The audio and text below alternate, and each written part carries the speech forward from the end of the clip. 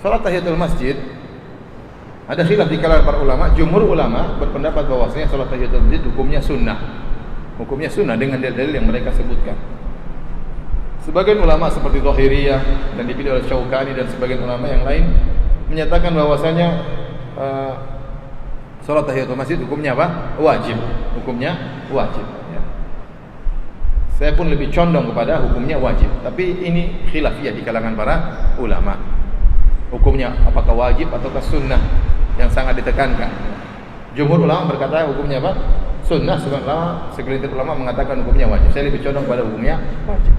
Kemudian perkara berikutnya, apakah salat tahiyatul masjid bisa dikerjakan setiap waktu? Khilaf juga di kalangan para ulama. Ada yang mengatakan bahwasanya salat tahiyatul masjid boleh dikerjakan setiap waktu kecuali waktu terlarang. Kecuali waktu terlarang. Contohnya Nabi mengatakan la salata ba'dal fajri hatta tartafi asy-syams. Tidak ada salat setelah salat subuh sampai matahari naik, sampai waktu duha. Wala salata ba'dal maghrib ba'dal asri hatta taghiba asy-syams. Tidak ada salat sunnah setelah salat asar sampai maghrib. Sebagian ulama berpendapat bahwasanya seluruh salat tidak boleh dikerjakan waktu ini kecuali salat qadha. Salat qadha ya, meskipun setelah jamaah selesai, bagi dia belum, misalnya orang salat asar terlambat di masjid ya. Bagi jamaah sudah selesai salat asar, tapi bagi dia belum salat apa?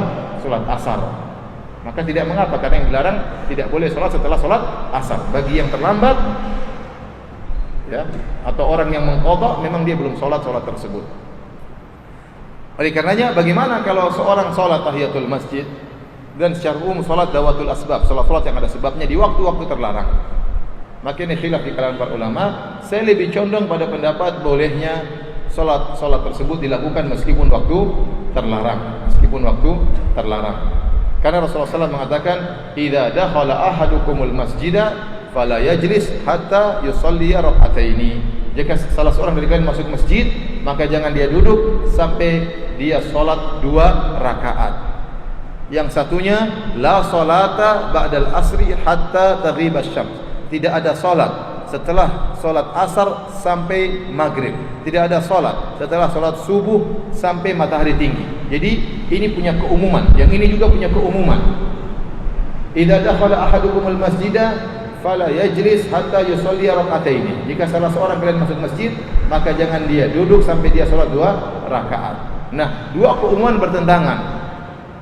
Dalam masalah usul fikih ini sekarang dua keumuman bertentangan.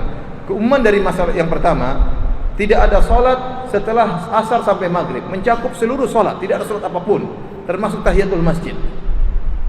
Ini umum, mencakup seluruh salat, tidak boleh dikerjakan di waktu terlarang. Hadis yang kedua, jika salah seorang kalian masuk masjid, jangan dia duduk sampai dia salat 2 rakaat. Maka ini umumnya dari segi waktu. Jika seorang masuk masjid kapan saja, termasuk waktu-waktu terlarang. Paham? Termasuk waktu-waktu terlarang. Maka kelompok hadis pertama berkaitan dengan keumuman salat. Seluruh salat dilarang di waktu terlarang, termasuk salat tahiyatul masjid. Adapun hadis yang kedua, tahiyatul masjid boleh dikerjakan kapan saja, tidak ada pengecualian termasuk waktu-waktu terlarang. Dari sini timbullah khilaf di kalangan para ulama, mana yang kita lebih dahulukan, keumuman waktu atau keumuman salat. Kalau kita dahulukan keumuman waktu, maka salat tahiyatul masjid boleh dilakukan meskipun waktu terlarang. Tapi kalau kita mendahulukan keumuman salat, maka salat tahiyatul masjid tidak boleh dilakukan di waktu terlarang karena termasuk salat yang dilarang. Dari sini para ulama sebagiannya memandang dalil penguat dari sisi luar. Ya, ternyata kita dapati ada sebagian salat sunnah yang boleh dikerjakan meskipun waktu terlarang. Contohnya ya, Nabi SAW ya pernah mengqadha salat rawatib zuhur, beliau qadha setelah salat asar. Kenapa? Ada tamu datang, Rasulullah SAW sibuk melayani tamu tersebut sehingga tidak sempat melaksanakan ba'diyah zuhur kalau tidak salah ya. Sehingga Rasulullah SAW pun mengerjakannya setelah salat apa? Asar. Padahal setelah salat asar waktu terlarang. Namun ada sebabnya. Contohnya pula, Rasulullah SAW pernah melihat sahabat yang setelah salat subuh salat lagi 2 rakaat. Ternyata itu adalah salat mengqadha qabliyah subuh yang tidak sempat dikerjakan. Maka dikerjakan tatkala setelah salat subuh, padahal setelah salat subuh adalah waktu terlarang. Demikian juga Rasulullah SAW pernah melihat seorang masuk masjid sementara Rasulullah SAW sedang khutbah Jumat. Rasulullah SAW dia belum sholat tahiyatul masjid. Rasulullah SAW suruh berdiri untuk sholat tahiyatul masjid. Padahal mendengar khutbah ini hukumnya apa? Wajib. Padahal mendengar khutbah itu hukumnya wajib, harus diam dengar. Tapi Rasulullah SAW tetap suruh sholat di waktu tersebut. Kemudian juga Rasulullah SAW memerintahkan agar tidak melarang seorang tawaf kapanpun di Ka'bah. Dan setelah tawaf ada sholat dua rakaat. Kita mau tawaf kapan saja di Ka'bah, mau ba'da asar, mau ba'da subuh, mau menjelang duhur, 5 menit sebelum duhur, ini semua mau terlarang. Tapi tawaf nggak jadi masalah. Dan setelah saya tawaf, sholat 2 rakaat. Berarti ada dalil-dalil yang menunjukkan ternyata waktu-waktu terlarang ternyata bisa dikerjakan sholat-sholat yang ada sebabnya. Dari sini kita menguatkan bahwasanya keumuman waktu lebih kuat daripada keumuman sholat. Sehingga sabda Nabi, "Idza dakhala ahadukumul masjida fala yajlis hatta yusalli rak'ataini." Jika salah seorang dari kalian masuk masjid, maka jangan dia duduk sampai dia salat 2 rakaat. Ini mencakup seluruh waktu, maka tidak mengapa. Kapan saja kita masuk masjid, maka kita boleh salat 2 rakaat. Meskipun tatkala menjelang azan maghrib, saya memilih lebih hati-hati untuk tidak salat. Kenapa? Itu di puncak-puncaknya orang-orang kafir sedang sujud kepada matahari.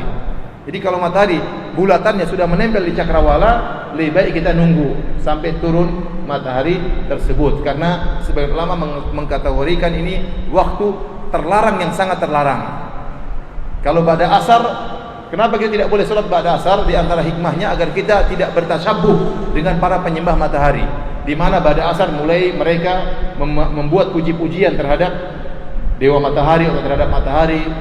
Kemudian mereka siap untuk beribadah kepada matahari, dan puncaknya mereka beribadah tatkala matahari di cakrawala. Ya, maka lebih baik kita menunda. Kalau tinggal 3 menit azan maghrib, ya udah tunggu aja dulu.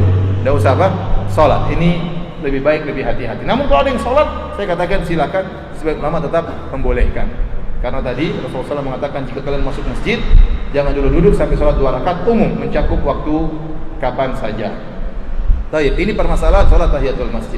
Boleh dikerjakan kapan saja. Permasalahan berikutnya, nah, Ustaz, bagaimana orang yang i'tikaf di masjid atau orang yang sering bolak-balik ke masjid, keluar masjid?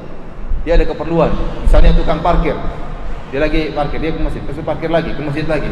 Atau misalnya ada orang yang bolak-balik ke toilet, sebentar lagi dia rasa buang air kecil, dia balik lagi, kemana balik lagi. Pergi ke toilet, balik lagi ke masjid. Apakah dia harus setiap masuk harus mengulangi sholat tahiyatul masjid? Wallahu a'lam bishawab, saya lebih condong pada pendapat tidak harus. Kenapa? Karena itu sangat berat. Yang kedua, dia keluar cuma sebentar, tidak lama. Beda kalau dia keluar lama, maka ini tidak diperbolehkan. Seakan-akan dia baru masuk masjid lagi. Tapi kondisi dia, kita tahu dia ke masjid dan dia ke toilet sebentar karena ada keperluan. Maka tatkala dia masuk masjid lagi, tidak harus sholat tahiyatul masjid.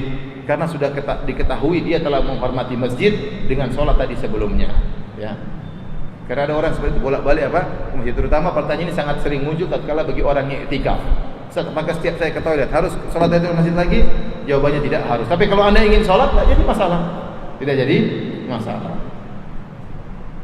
Demikian juga kalau ada orang sudah terlanjur duduk di masjid, apakah boleh dia bangun untuk sholat? Jawabannya boleh. Sebagaimana Rasulullah SAW menegur seorang sahabat yang sudah terlanjur duduk, Rasulullah SAW suruh apa? Berdiri lagi, sholat. Kalau tidak kelamaan, maka dia baru kemudian mungkin dia letih sekali masuk masjid, dia ingin minum dahulu karena seperti di Masjid Nawawi kehausan lewat panas-panas masuk ke masjid, dia sangat haus maka dia minum dahulu. Dan minum kan duduk. Ustaz, saya jongkok termasuk duduk. Ya.